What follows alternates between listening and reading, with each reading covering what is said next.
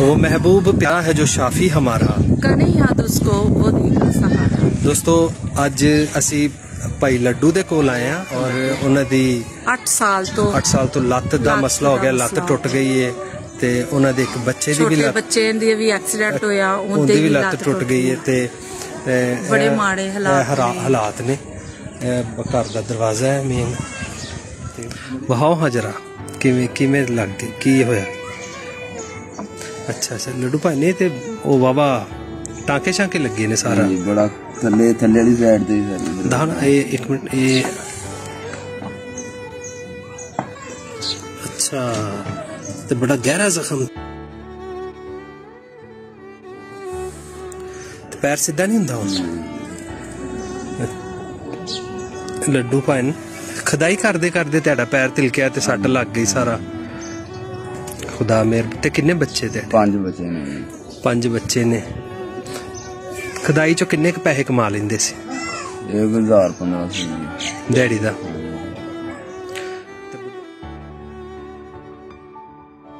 अच्छा ते की होया सी?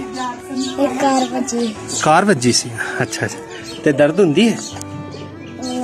हाँ इत्थे रख ना मंजे ते रख, लत्त पता लगदा ना जो भजना तो दर्द हुंदी दस।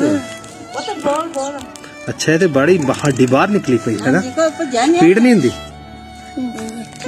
कुछ आंदे चो दस दुआ आंदी की सिक्खे हो सुना किवें?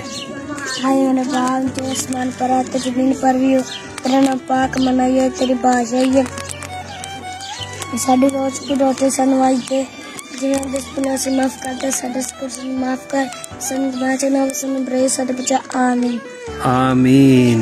क्या नाम है आपका? दिलावर संधू। दिलावर संधू बड़ा पढ़िया लिखा बंदा है यार।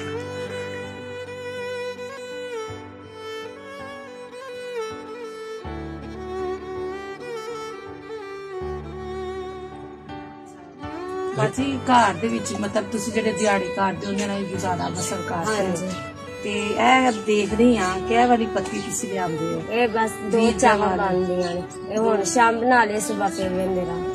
अच्छा बना ले ते घर च राशन वगैरह है? नहीं राशन है नहीं, दस हुण लिआंदा ते सुबह के हुण किलो लिआंदा आटा ते बस किलो आटा ले आंदा, थोड़ा जा सब्जी ले आंदी, दूध ले आंदा, हां जी ते थोड़ा जा राशन जड़ा रोजमर्रा दा। हां जी ते कैन है छोटा जा गिफ्ट है, तुसी रखो 5000 रुपया है, इन्ना तुसी राशन वगैरह अपने घर दा लेके आओ, ठीक है? ते भाई दी दवाई शाई लेंदे ने कुछ?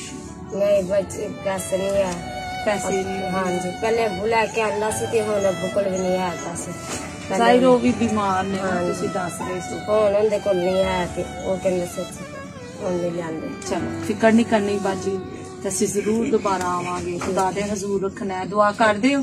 नहीं करदे ते नहीं हुण करांगे, हुण नहीं खुदावंद दे हजूर रखो, दुआ करनी है, ठीक है ना? अच्छा ठीक है, दुआ नहीं करदे बच्ची? दुआ नहीं करदे। अच्छा पहले हुण बच्चे मेरे जांदे ने चर्च ते, कल पातरी व्यास थी ओ भी कहंदे मैं कहा हां ठीक है हुण संडे जावा करांगे, चर्च जाओ दुआ करो। अच्छा ते तुहानू पता इलाका भी किथे है कि बॉर्डर दे कोल नाल ही इंडिया दी सरजमीन है ते नाल पाकिस्तान दी है। बच्चे मेरे जांदे ने, बच्चे दुआ सिखदे ने। नहीं तुसी भी खुदा दे जरूर रखना है बाजी, तेरे घर लिए भी खुदा जरूर कोई इंतजाम करेगा। सपोर्ट करदे ने जेडे माड़े भैन भरावां लई भेजदे ने पैसे वगैरह, उन्हां लई जरूर दुआ करो। इहदे सिर ते क्या है बाजी? ए ना टिंड की तिस तो दाना निकला है। अच्छा ठीक हो गया, चलो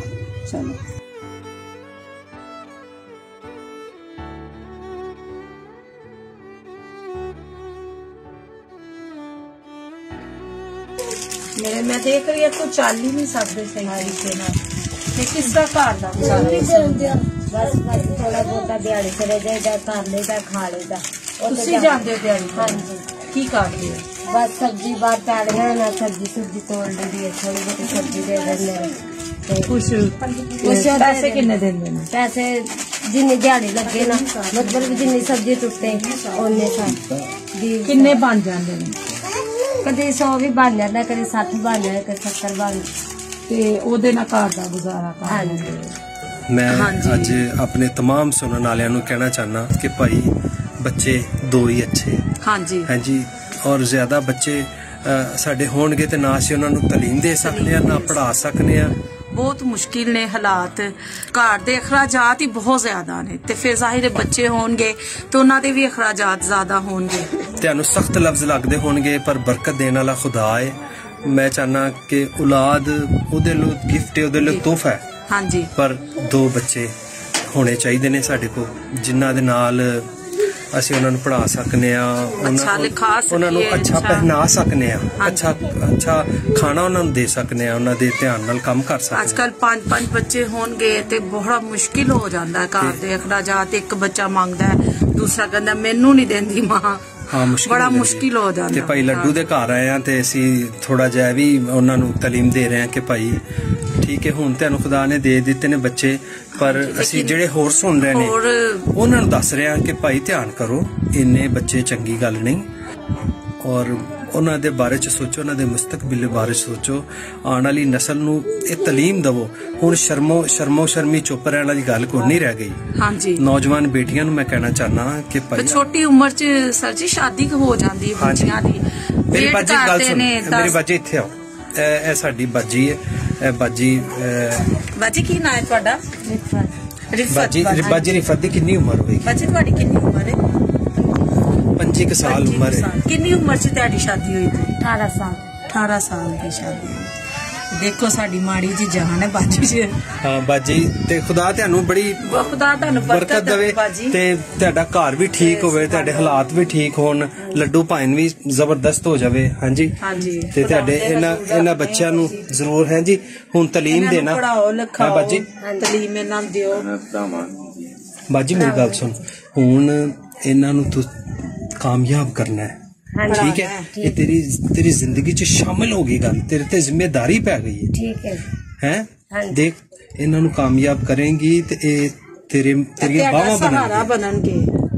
भाई दी ते जिस तरह कह रहे हो 8 साल हो गए ने, लात दा मसला है, चोट लग गई है, एक्सीडेंट होया है ते